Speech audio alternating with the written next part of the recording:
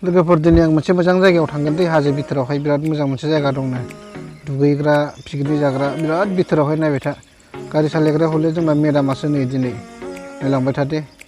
बिराद मोजां जायगाखौ नोंसोरो नुयोब्ला फैनो गोसो जागोन नै हाजो बिथोरावनो मोनसे वाटार साप्लाइ दङ पिएचसि मिन्स बादि जुगान नायदो मालाय खुन्था होनानै जि मोजां बारहोखादोंना अरुणाचलनि बियो हाजो गेजेराव लामा गैया दै थांबाय थानांगौ नै खुन्था गायनानै बेसे मोजां दैखौ लाना थांदों मोजांथ' आइडियाया बिसिना नायलांबाय था अब्ला नैबे दसे दै स्राय स्राय मोजांथार हनै दैया जा मोजां नायलांबाय था लोगोफोर हानाय मानि नैबे खुन्था बे हाजोनिफ्राय बै हाजोआव बारहोदों आरो बिथोराव दङनो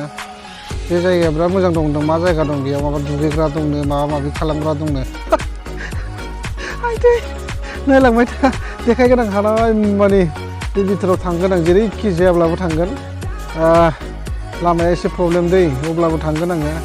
खस्थ' खालामनाबो थांगोन नोंसोरल' नायलां भिडिअखौ फुल नायजोबनानै सासे दोननो आसा खालामो लामायाबो दैजोंसो लामाया नायदो दै गोजा दैखा लामाया